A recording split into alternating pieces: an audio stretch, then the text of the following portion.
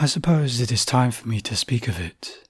When I first heard of the rumours which befell my homeland, I naturally hastened back, refusing to believe them. Like those thousands who fled Ios during the time of the infernal invasion, after the victory at Henchhold and the defeat of the otherworldly invaders, I sought to return to my home, to see what the damage was, to make sense of why we had turned against our scorn allies, and to count the dead. At the border I was turned away by soulless defenders, now armed and armoured as houseguard soldiers, something which had never happened before. They were insistent that I depart, but I was desperate enough to try my luck and evade them. But I am a scholar, not a warrior, and so I was fortunate to escape with only minor injuries after briefly making contact with an eldritch unlike any I had ever read or heard about.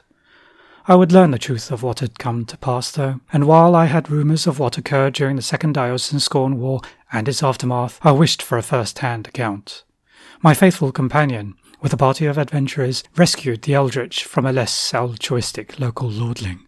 It is from them and their confirmation of the rumours that I learned what I relate here.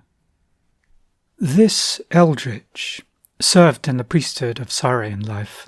Originally assigned to a mage hunter detachment under Calissa, Knight's Whisper, a senior commander, this eldritch related to me of how, in the aftermath of the incident before the gates of the Great Fane, Ravin, the Eternal Light, once a Fane Knight, returned to that order. She left command of the mage hunters in the field to Gareth, Narn, and others. This change in the Retribution's leadership coincided with the return of Lord Gearshield of House Vire and Lord Arbiter Hexeris from their unsuccessful pursuit of the Infernal Master they previously had in their custody. According to many, Gearshield was uncharacteristic in his behaviour at this time, bearing a lingering sense of paranoia or suspicion, whether towards his scorned fellow warrior-philosopher or even other elven leaders, both Iosan and Nis.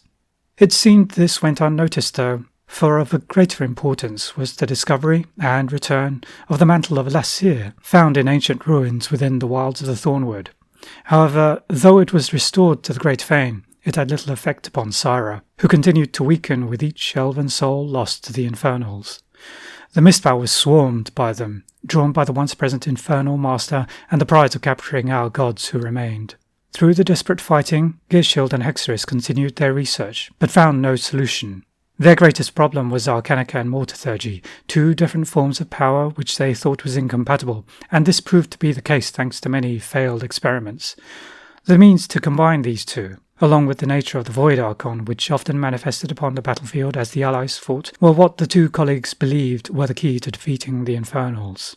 Success was elusive, for the almost complete absence of synergy between Iosan technology and Scorn magic proved to be the weakness preventing them from accumulating the power to subdue a Void Archon. After arguing with the priesthood, aware Syra was not recovering as was hoped, while the elven population continued to be whittled away, the mantle of Lasir was conferred to the latest mortithurgical Arcanica, built to bind together its properties. Against all expectations, it was successful. In Gearshield's possession when it was activated, he became something else. Witnesses saw him transform into a creature akin to an avenging angel. His form seemed as it was before, mortal, but his aura was something no elf had ever encountered. Even the priests considered it beyond description. With this change came a power none could predict, but it was vital to our eventual victory against the Infernals. He denied them the souls they so craved and required to remain on Caen. Another ability soon came to light upon the apparent death of another Retribution commander who, though struck down, had their soul returned to their corpse. They, and many others after them, became eldritch. The soulless flocked to Gearshield's side, for reasons none but they themselves can provide. As the ranks of eldritch swelled, this emboldened the pariahs to emerge from the shadows beneath Eversail.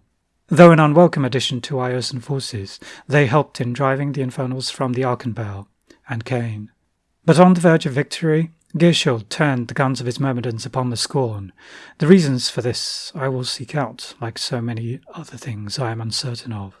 So started the Second Iosan Scorn War. The armies of the Empire of the East had no chance, though, for many of Gearshield's myrmidons and those of his risen eldritch were empowered by further, more optimally designed and built, mortithurgical Arcanica, granting them firepower the likes of which no mortal being had seen on Caen since the apex of the Empire of Laos. Geirshild's unilateral action did not go without response from his political enemies, however. None among the Halatyr nor the Retribution leadership approved and found cause to rid themselves of an unpopular figure despite what he had done.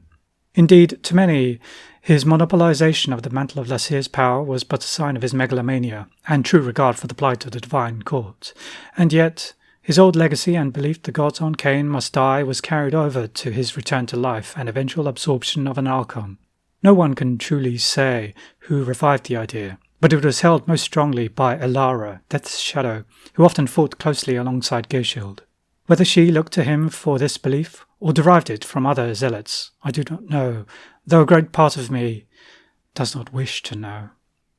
Needless to say, Geirshild faced his punishment as ruled by the nobles of Ios. Shortly before the Scorn were driven across the abyss, and their forces in the west defeated, he was executed by Falsir the Merciless of House Elaware. But it seemed Elara was aware of this occurrence, for she quickly sold Voas and fled back to Ios. Of the Mantle of Lasir, which was an integral part of Geirshild's more liturgical Arcanica, again, its fate is unknown in the turmoil following the Elven Archon's destruction and the victory of the Scorn Empire. After this victory, however, came the greatest of defeats to the Elven race. Elara, upon her return to the forests of Ios, assassinated Ravin while she stood guard at the gates of the Great Fane, as was her duty. And by some ritual which I cannot relate, for none know but Elara herself, she took away what was left of the power of Sara and Nisor, and in so doing, killed them. With their divine strength she transformed all within Ios. My friend, the witness who told me of these events, felt an inexplicable pain and mourning, for their soul was compelled to a choice, undeath or oblivion. Whether through force of will or acknowledgement of their piety, they were spared from oblivion, but the result was no less horrifying. Eldritch were always anathema to the priesthoods of both Sara and Nisor, and yet here was one who professed no desire to weaken another living being, elf or otherwise, to maintain their mortal existence, and yet needed to, lest they be torn apart by their less scrupulous fellow Eldritch. I have so many questions, and not enough time, for with the passing of my gods, my soul will find no sanctuary when my body dies, and not just my soul, but those of every elf who remain alive now. By what means did the Mantle of Lasir come to be in the Thornwood? What has become of it now? Why did Geirshild betray Hexeris and the Scorn Iosan alliance? What did Elara really seek to accomplish by her actions? What do the Eldritch of the Iosan forests plan now? What is there for elves in Greater Immoren to do, if not await our deaths? But most of all, what has truly become of Lasir, Osiris, Aizla, Nero, Sara, Lorin'Sar, Lilis, and Nisor? So many questions, and I know I have not enough time to find all the answers I seek.